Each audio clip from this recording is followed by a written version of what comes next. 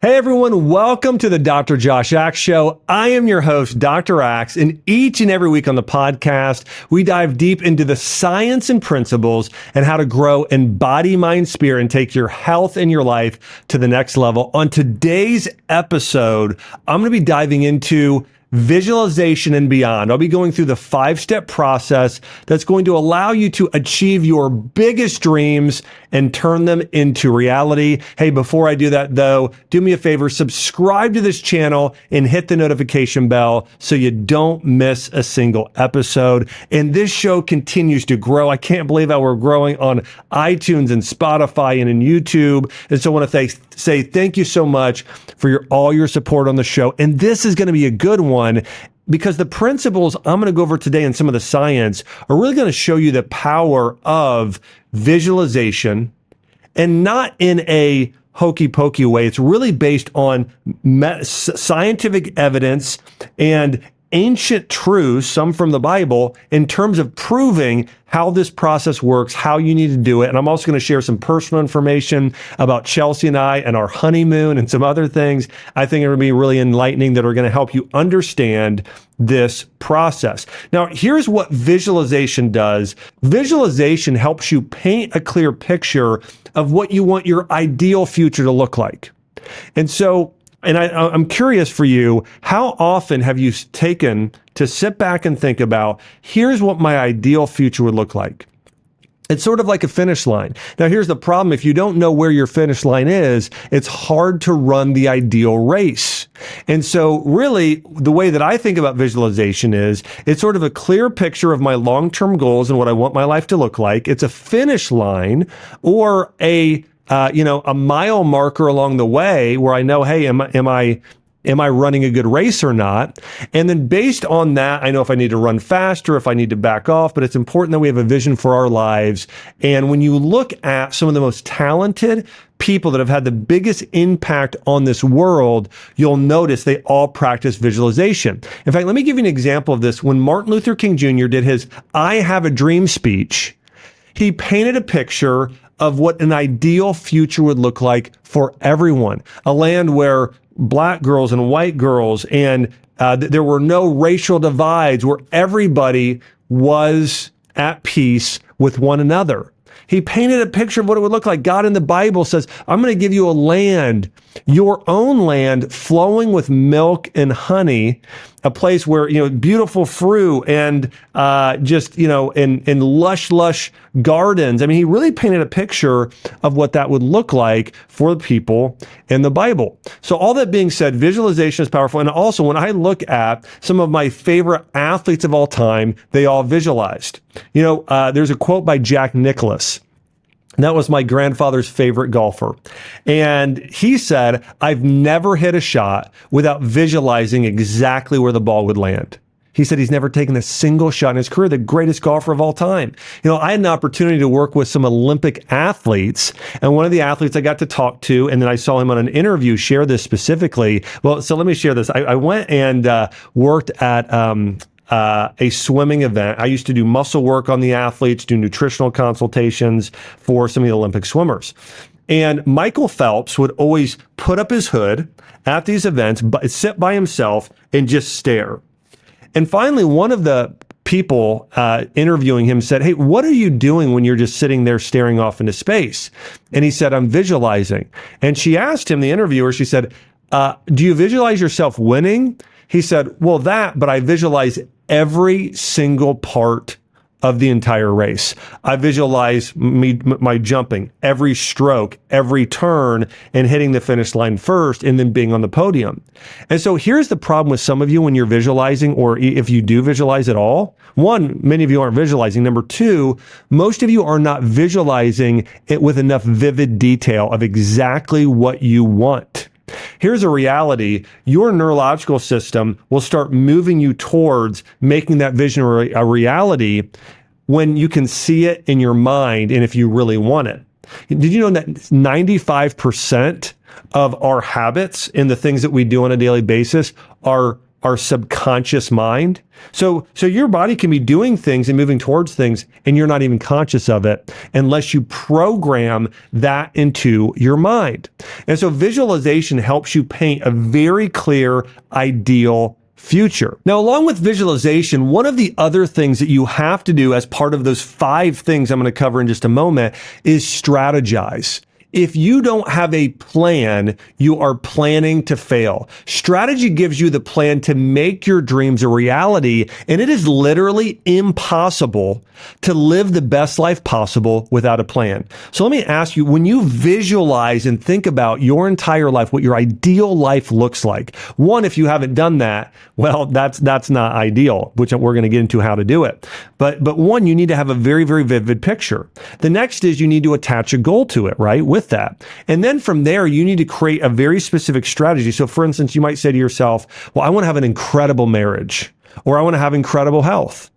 Well, great. Picture, what does that mean to have incredible health? Well, for me, it means I'm in my 70s, 80s, and 90s, and I'm running around with my grandkids, playing on the beach. I'm still swimming. I'm cycling. Like I can see Chelsea and I going on hikes with our entire family, going on trips around the world. I can picture myself with Chelsea. We're in Europe together when we're both 90 years old, sipping on cappuccinos in Florence, Italy. Okay, so you want to get really specific about what does your ideal life look like? And Chelsea and I, we're going on mission trips. We're going to see, we're going to Africa, and we're bringing our grandkids there, and they're able to see and help people that are in great need there, right? So think about, okay, what are those? Who do you want to become?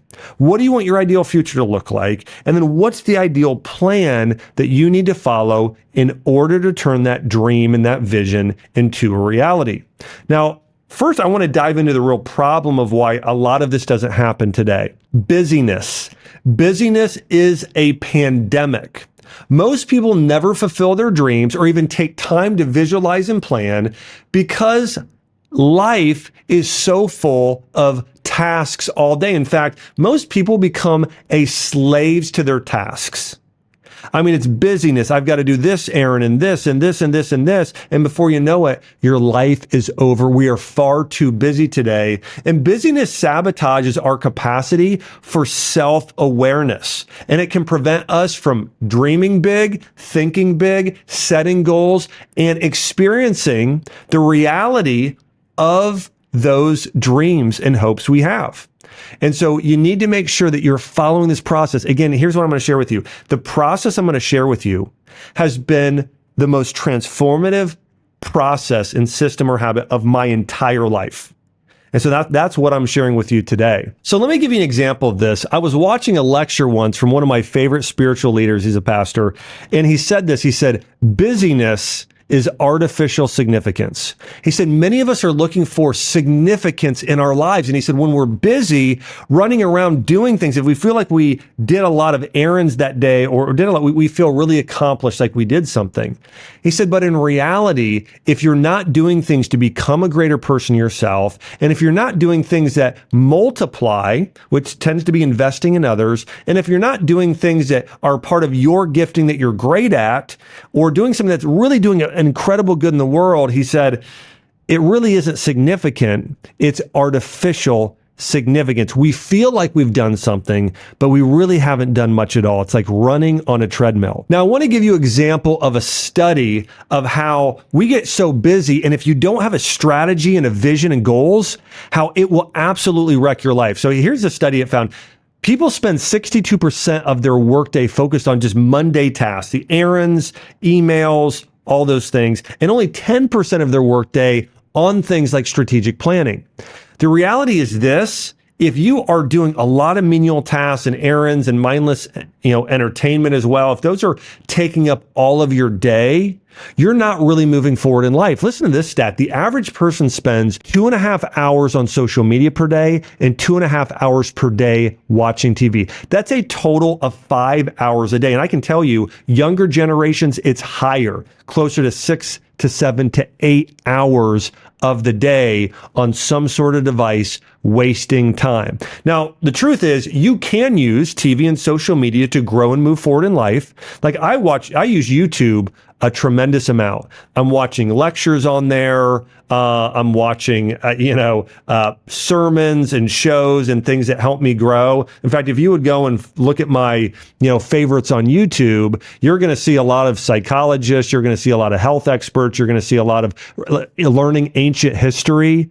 and so I spend a lot of time on things that help me grow. Same thing, if you pull up my social media right now, you're going to see a lot of you're going to see a lot of pastors, you're going to see a lot of health experts, you're going to see a lot of leadership experts, psychologists, quotes, things that where I'm on there, I am growing, and I'm only spending a limited amount of time on there, about an hour total a day. I know this because we had a friend come over and we looked at our apps to see they said, hey, how much do you spend a day? I said, oh, look, it's about, 60 minutes a day. For them, it was over 4 hours a day on just social media alone.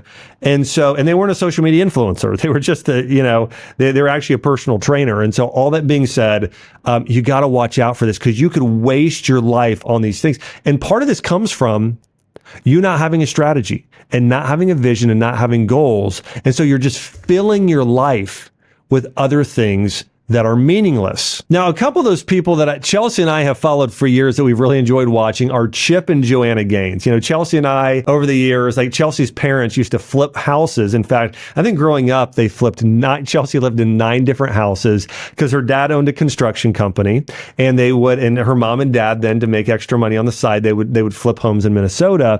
And so Chelsea and I have that same passion as we love building homes and creating great environments. So anyways, we loved watching Chip and Joanna Gaines and HGTV and some of those shows. But in Joanna Gaines' book, the book's called The Stories We Tell. Here's something she said. I think it's really insightful. She said, if we don't choose for ourselves where we show up and lean in and get close, other people will. And if we don't choose to be present for the moments we truly care about, our lives could spin on distractions and interruptions until the day that we die. Here's what she's saying. If you don't decide what your future is going to look like, someone else will. If you don't know exactly how to use your time wisely and the best way to use it, then you're just going to end up guessing and essentially wasting your time with entertainment. And so you have to follow the process I'm going to share with you right now if you want to maximize your life and your time. So I'm going to go through the 5-step process that has radically changed and improved my life. And it starts with number 1, prioritize. Here's a reality. Prioritizing will help you live your best life possible. Here's the thing. If you visualize, but you don't prioritize, you might visualize yourself having all this career success and driving a Lamborghini and having a huge home or whatever it is. And if you lose your family or lose your character, lose your soul, well, what good is it? So this is why you have to think about that. For myself, I'm very conscious. Number 1 is my faith. Number 2 is my family. Number 3 is my fitness and my health. Number 4 is my finances and my leadership and my business life. And number 5 is my free time, really, vacations and recreation. And those are the 5 things I want to focus and give time to the most. And so, in order to really bless those things and for them to flourish, I need to give them time. I need to give them focus, and I need to give them sometimes investment. But generally, I need to give them time, focus more than anything. And so when you're prioritizing, you need to think about what matters most in your life. If you get to the end of your life and you had a successful career, but your kids don't, you have a terrible relationship with them, was it worth it? You need to answer that question today. This is something almost nobody does in our society today. We are so, in America, in the Western world, economics is our God. Money is our God, the God of mammon. And so we are very, very focused on more money, more money, more money, more money. We got to all keep up with the Joneses. I had this conversation with some people about, and by the way, this is a very sensitive subject that is regarding parents. And I've done an episode not too long ago on daycare, and if parents, specifically more often the mom staying home with the kids, and what some of the psychological and mental health repercussions are for that. But all this comes down to, I'm not going to open this up right now. You can go back and watch that episode, but thinking about prioritizing what matters most in your life, okay, and to what degree. Because I would argue that, that oftentimes kids would be better off if the family had less money and they had more time with their parents, right? That was probably a pretty good argument. And I think the science would justify me in saying that. I know it would because I've read it all. And I would also say that the Bible and other ancient texts and general life, the wisest people have ever lived, would also prove my point on that. And so you just need to make sure that you get your priorities right. No, this is really what I want to have in life. I want to have a close-knit relationship to God and make an eternal impact.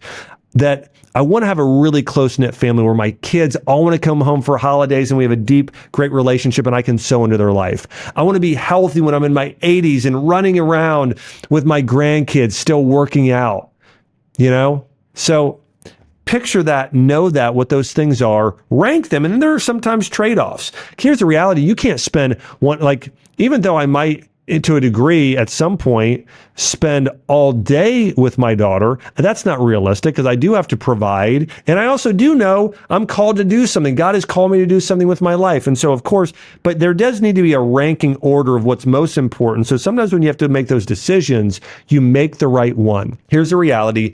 Prioritizing requires sacrifice. There are certain things you'll have to say no to. The only way to experience long-term success is to sacrifice short-term comfort. If you want to be physically healthy, you need to work out, you need to eat healthy, a superfood smoothie rather than having the donut you might rather have. So even though those are more comfortable, they're not going to lead to long-term success. And the only way to do that is to say no to the good and yes to the great. Now, of course, it's obvious saying no to the bad, but even saying no to the good and saying, what are just the great things in life that are going to help me get to where I want to be 10 years from now and do only those things, the things that you prioritize matter most. And again, for me and for a lot of you, if your mindset is really based on biblical truths, and truths of the wisest people that have ever lived, even a lot of the Greek philosophers, it's going to be your faith, your family, your fitness, your finances / work, career life, and the things you really want to do in your free time to enjoy life. Again, everything from pickleball to working out to paddleboarding to lunch with a best friend, walking in nature, but thinking about those things and prioritizing it. Now, I created something called a priorities target I have in my book called Think This, Not That. And if you think about it, this is something that Aristotle used as a term when he talked about our priorities and what matters most. Is he used it as sort of an archery term in terms of, are you living your best life possible? Are you where you want to be? And he'd say, if you miss the mark, and this is really tied to, by the way, your character or virtue. So if you are being loving, are you hitting the mark? Or are you far off? Or are you hating other people? Or being mean or negative all the time? And this is also a biblical idea of archery. In fact, the word sin in the Bible actually means missing the mark. Do you know that? Isn't that amazing? Missing the mark. So it's an archery term. So how are you doing in those 5 or 6 areas of life? Like, how are you doing in your family life right now? If I would ask you your relationship with your spouse and with your kids, if you're married or if you're just dating, or if you're not, maybe it's your parents, okay, or siblings. But where are you at right now in your family? Okay. Are you hitting a bullseye? Are you outside the zone? Are you far? Are you missing the target altogether? Or where are you at on a scale of 1 to 10? Rank yourself. And I would encourage you to do this exercise right after this podcast, right after the show. Do this. Where do you rank right now on a scale of 10 of 1 to 10 in your family? Where are you at in your faith life? How are you hitting the mark there? Where are you at in your fitness and health? Where are you at in your finances and work? Where are you at in your free time? And to throw one other on there, where are you at in your character? Who you are as a person? And you want to be hitting a bullseye in all of those areas and focusing on all those areas. Now, I'll find some time for you if you're like, well, I don't have time to work on all those areas. Well, hey, cut out maybe the 5 hours of TV, or even 1 hour, 2 hours of the TV, and I guarantee you can hit the bullseye in almost all of these areas or get a lot closer. So number 1, pay attention to how you currently spend your time each day. Make a list of what you do when you've got some free time and estimate how much time they take. Number 2, write down a list of the top 5 things that are the most important to you. How do your two lists compare? Okay, so again, think about this. The first list is write down how you spend your time now, all your hours. Like, how much time are you spending on your faith? How much time with your family? How much time on social media or watching TV? Okay. And by the way, don't count TV time unless you're watching a movie and your arms around your spouse and your kids and your, whatever. It's like a family movie with popcorn on the couch. Maybe count that. But generally, the first, count up how many hours you're spending on different things in the day, and then write down your top 5 list of what you want it to look like. And you'll see from this list, most of us are not spending near enough time focusing on our priorities. And it's so important to be aware of what are you neglecting and what do you need to spend more time doing. Number 3, eliminate the wasteful activities and block off dedicated time for what matters most in your life. Now, the next thing I want to share with you is visualization. So step 1 is prioritize. Step 2 is visualize. And I want to share with you a story that this is a turning point. I feel like my life and Chelsea's life in a way, and really a positive way. So Chelsea and I got married down the same place we got engaged. It's in 30A, areas known as Seaside or / Watercolor, Florida, and we got married down there. And then afterwards, we did a little mini honeymoon. And if you've ever been to Seaside, it's one of those little white cottages right on the beach. We did a 3-day honeymoon there. And the first day, we rented these bikes and we went all around this neighborhood. It's got 1,000+ homes in this watercolor area. And when we got back to the house, I said, "Hey, Chelsea, would you want to do a vision board?" And she said, "Yeah." So we started talking about our life. And again, imagine this is the day after we got married. So we were having a great time doing this, talking about, places we wanted to go in the future and our dreams and all kinds of things. And one of the things we said, and part of the reason we were down there, we said, wouldn't it be awesome to eventually have a home down here? Because we love the area. We love the beaches, so much about it. And I said, okay, we're going to put that on the vision board. And so we wrote down this whole list. And then when we got back to Nashville, I went and looked up pictures online based on all the things we had visualized and talked about. And one of those things I looked up, I did a Google search for homes in Watercolor, Florida on 30A. And a picture came up of a home. Now, I'd never seen the home before, but it was a really nice one. And I thought, this is a great home. So put it up on the vision board, a picture of it. I went and actually laminated these pictures, put them up on a cork board. And then 5 years later, maybe 6 years later, Chelsea and I are down there vacationing with her parents. And we're going around and we're looking at lots, and we notice there's only a couple lots left. And there's this one lot that was like our dream lot we loved. And I turned to my father-in-law and I said, "Hey, we can't afford this now, but it's on our vision board. But what if we went on a house together?" And he said, "Well, let me talk to Sherry about it." We were all there together. They talked about it. And the next day they're like, "Hey, we can do this. We'd love to do it." And so we went and made an offer. We're able to buy this lot down there, build our dream home. Now let me back up here. We buy this lot. And I'm back in Nashville then after we buy this lot. And I'm looking at my vision board. And I thought, there's something so familiar about this picture now that's on my vision board. And I realized that the lot we bought was next to the home on my vision board where you could see half of the lot. And I had never noticed it before until after we bought the lot. And listen, there are thousands of homes in this area. Thousands. And yet the one I put on my vision board, the one that Chelsea and I had been praying for, was literally the lot that we bought. How crazy is that? There is something powerful, even maybe supernatural, about when you visualize and also ask God and invite Him into your vision and goal setting process. But again, we were able to build this home. It was a dream home. We had it for years and absolutely loved it. And really that vision turned into reality. But we followed a whole process for that. I'm going to walk you through here in a minute of how that dream even turned into reality even more so. I want to share something else I think is really fascinating about vision. There's a study done on visualizing on basketball players. And they put basketball players in 3 groups. The first group, they had the group practice free throws for 20 minutes a day.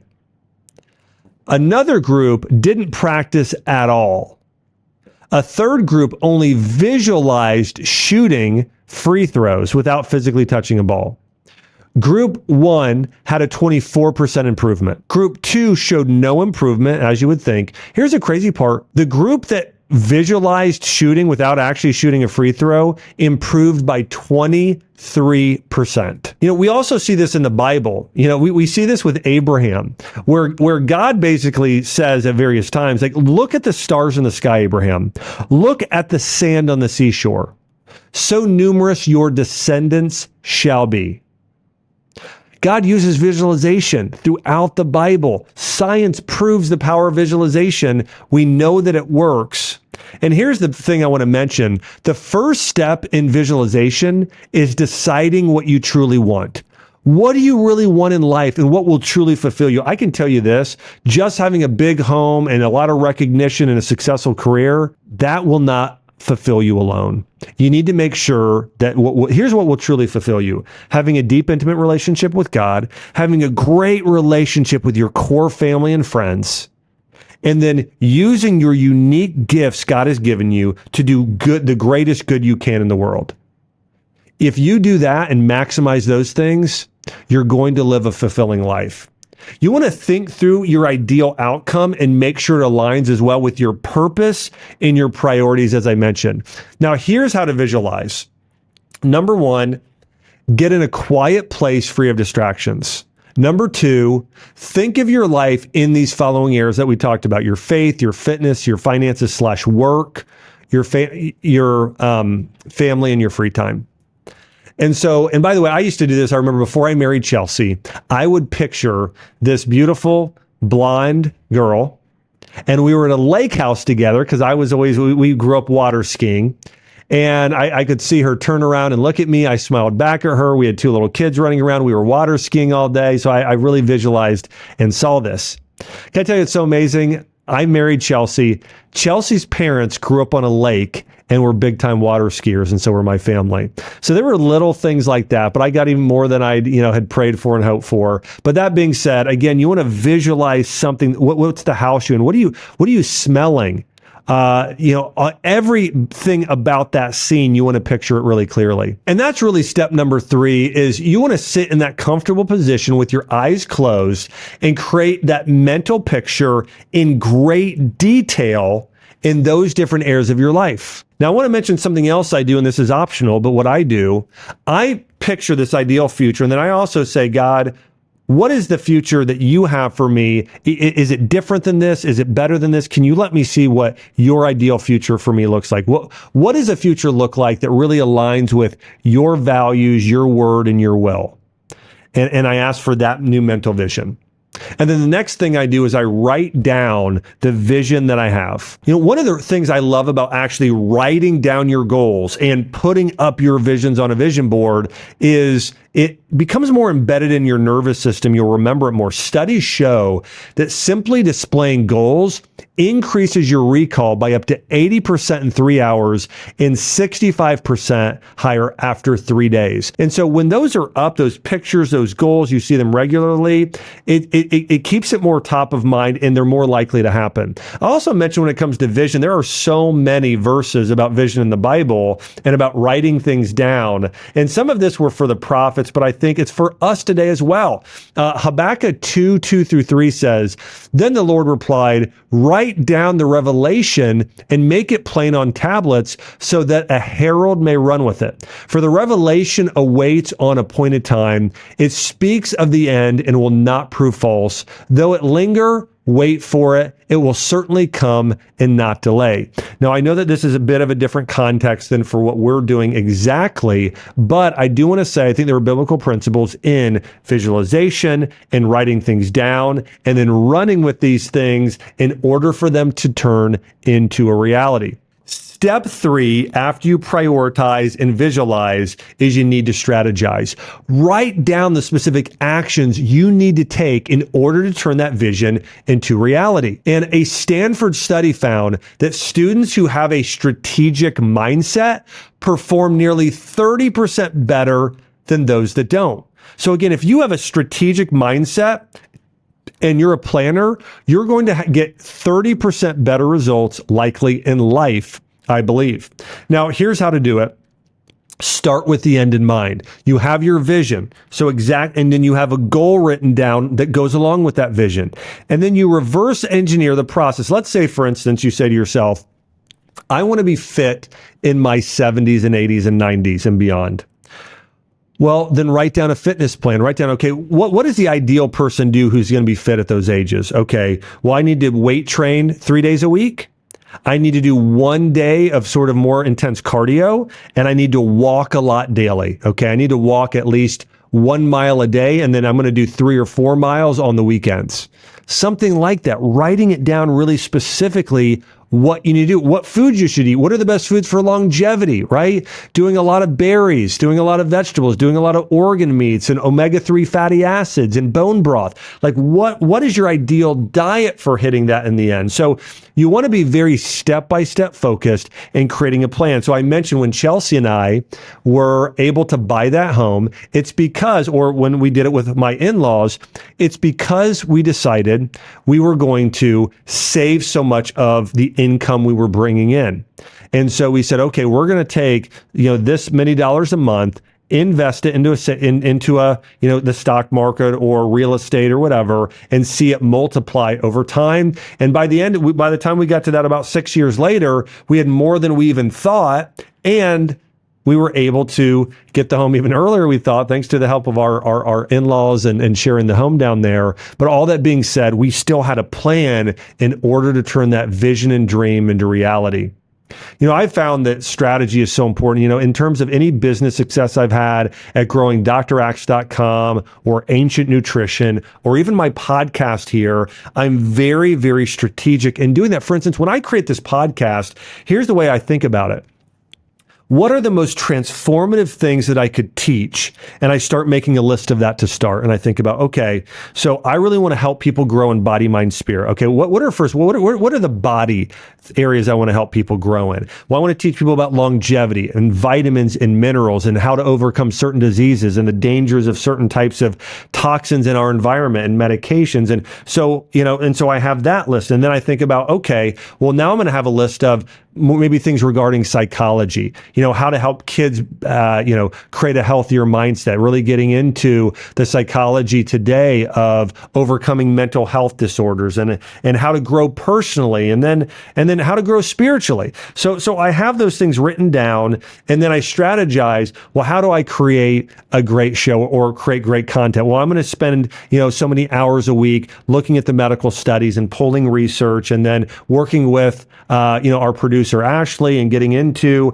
hey, what are some of the best quotes of people? And I mentioned studies and some of the principles we need to cover. And then we create show notes, and I'm able to record a show from that. So my point is, and by the way, a very, very similar principle in growing my clinic, drax.com, Ancient Nutrition, other businesses I'm a part of. I am very, very strategic of how do we go from here to here. drax.com, when I grew that website, first it went from 0 followers to the #1 most visited natural health website, because I said, okay, if we're going to be the best, we need to put out 30 pieces of content a week. So nearly 4 new things a day. So we did 2 articles a day, 3 articles a day, 1 recipe, and then I did a video every other day. And so anyways, there's a very specific strategy for that to happen. Now, after you strategize, step number 4 is systematize. What is your exact system that you're going to have that it's going to allow you to take that strategy and make it applicable? Really systems are habits. They're the same thing. Businesses, we call them systems. When it comes to people, we tend to call those more habits. Something I've noticed is the people that are most successful in this life, most of them have very similar habits. I'll give example of 2 people that I wrote about in my book. One is Mark Wahlberg, another is Carrie Underwood. And I know they have very strict routines. They both work out.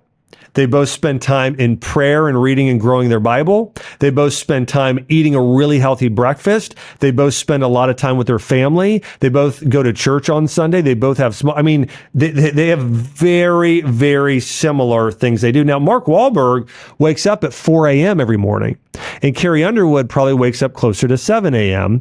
And so not everything's exactly the same, but they have very, very similar, they're very habitual and have very, very specific habits that have allowed them to achieve a high level of success. And for you, I'd ask you this: what are your habits and your systems that you have in your life that are allowing you to accomplish your goals, that are allowing you to become a certain type of person? You want to make sure you have those. And really, what a system is you have your strategy in order to, make your vision a reality, and you create a system for that. So for instance, Chelsea and I automatically had so much money come out of my paycheck. That was a system that went towards this future home fund. If you want to be healthy, I have a daily habit of wanting to be in my 90s and still playing with my grandkids. And I have a specific breakfast I eat, a superfood longevity shake that will help me do that. I have a specific workout routine with a lot of walking and swimming and cycling and weight training that will help me do that. So I have very specific things and habits. I want to have a close relationship with God.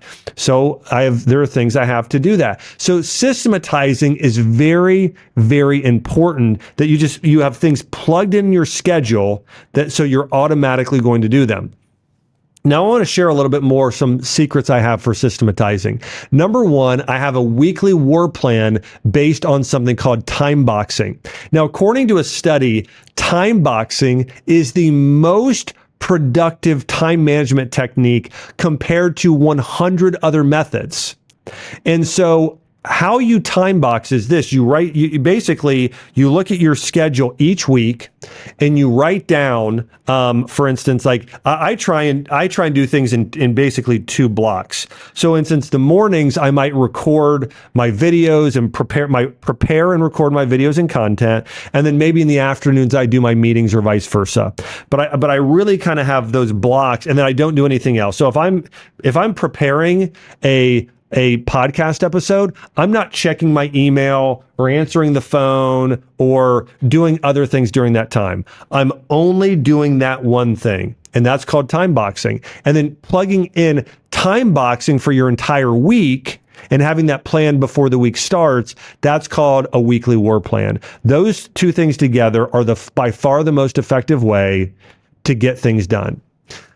Now, I want to talk about the next thing, really creating a plan for growth as well. You want to grow and get things done. You also want to grow your character. Here's what I tell you. Pick 1 to 2 areas you desire to grow in, such as leadership, character, time management, self-confidence, spiritually, or as we talked about in the video I did on growing in virtue and character, maybe it's in wisdom, in courage, or compassion, or generosity. But writing that down and focusing on growing in those areas. But what I do is I typically pick just 1 or 2 total. So right now I'm studying a lot of church history. That's the biggest thing I'm focused on, is growing in my knowledge and wisdom of what did the ancient saints do in the church today.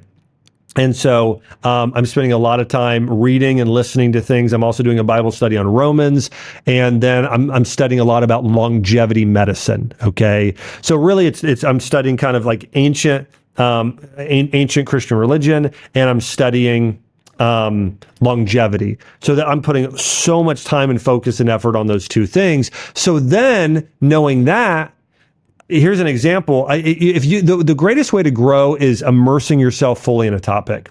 So if I want to grow in my wisdom and knowledge of church history, I'm right now listening to an audiobook on church history, and then I've just listened to about 7 other books before that on it.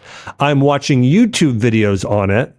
I'm watching documentaries on TV about it. And I am, so I'm submerging myself in that. And then sometimes on even Instagram, like I'll follow the accounts that will have famous quotes from certain saints and continuing to learn more. So I'm fully immersing myself. What most people do is you kind of cherry pick, I'll learn about this and this and this and this. But if you want to grow in your career or your life in an area, you want to go as deep as possible. So try and do that if you can, and devote at least 2 hours a week, if not an hour a day, to growing in those areas. And the other thing you want to do is, like, for instance, if you want to grow deep, list the resources. So what are the books you need to read to grow in that area? What are the podcasts you need to listen to? What are the conferences you need to go to? Are there other people you could spend time with or discuss these things? That's going to help you flourish in these areas. And then again, as I mentioned, time boxing with your schedule, such a great way to grow. One other area I want to mention, a system that I think will really help you break through in your life, a system, is doing something I call stop, start, keep. And this is really powerful for your, like, let me give you an example of how I've done this in business. I will write down, what do I need to stop doing? What do I need to start doing? What do I need to keep doing? So what do I need to stop doing? So years ago, I wrote down, I need to stop spending so much time creating infographics, and I need to stop spending so much time answering emails, and I need to stop spending so much time going and finding guests myself. Like, I need to hire and work with team members who help me do this, or who fully do it. And so those are things I stopped doing. What do I need to start doing? I need to start blocking out more time to just read and learn and grow. Okay, so I have that. And then what should I keep doing? Okay, I need to keep doing the research, working on podcast episodes, because I'm really excited about how much it's growing and how well it's doing. So things like that. So write down, and similar thing in a relationship, what do you need to stop doing in your marriage? Okay, being critical, being resentful, saying something, and what do you need to start doing? Surprising your spouse, going on a weekly date night. So do that exercise, stop, start, keep. And then I want to walk you through this entire process of what I call visualization to realization. And if you're watching on YouTube, you can see this graphic. I specifically put this graphic in my book, and I think it helps sum of this up so well. So first is prioritize. Really think about which one of those areas, whether it's faith or family. Let's use family as an example of what you want to focus on. The next is visualize. So let's say you want to visualize a great family life, okay? Well, visualize every detail of what that looks like with your spouse, with your kids, and then write down goals as part of the vision of maybe what would that look like. The next is strategize. Now, part of the way that I strategize is I do something called first principles, where I write down, in order to have a great family life, what are all the critical components that would allow for me to have a great family life? It's very similar to Elon Musk when he built a rocket. He said, what are all of the critical parts in order to make a rocket? In order for it to fly, in order to turn that dream and vision into a reality. So, for example, if you want to have a great family life, according to studies and history, here's a few things you need to have. Meaningful family traditions. Create meaningful moments and traditions in your family. Maybe it's holding each other's hands and praying together at family dinner. Maybe it's like at Christmas. Like, we'll go and we always pick a tree together and decorate it while we're playing Christmas music, while the fire is on, and then we'll read the Christmas story together. And of course, then we'll watch the Christmas Story movie, or actually we tend to watch Chevy Chase's Christmas Vacation, actually. But we have these really meaningful Christmas traditions, just meaningful family traditions. And then another thing you need to have for a great family life is a community of purpose. Like Chelsea and I are committed to hanging out with other virtuous couples like Sean and Andrew East, or Stephanie and Isaac Meek, or Dan and Amanda Sullivan, or Colt and Amanda Moore, and just people that are virtuous and great, Jordan and Nikki Rubin, but spending time with those sorts of people. The next thing is religious attendance, going to church. And for us, it's not just really a Sunday thing. It's also exposing ourselves to those sort of things on a regular basis, but it's religious attendance. Date nights. A date night a week will keep the marriage sweet. So Chelsea and I taking that Thursday night or Friday night and every week going on a date night. Teaching a growth mindset to our kids. We applaud them not for we never would say they're perfect.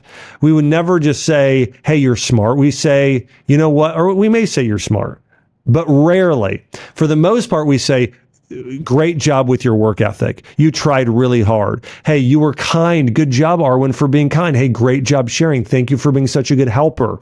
We praise her character of our kids.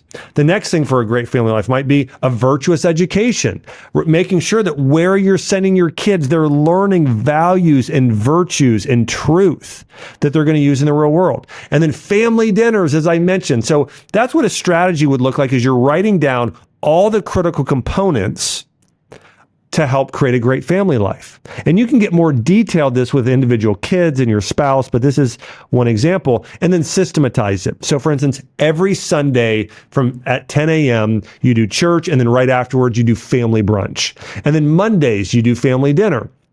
Tuesdays, maybe that's a day where you attend sports together, and then you have a family teaching, and then there's date nights, and then there's game nights, and there's maybe a family workout once a week. But write down, what are some things that you could do as a family weekly that would really move the needle in creating a great family life? And then here's the last thing from that is realize.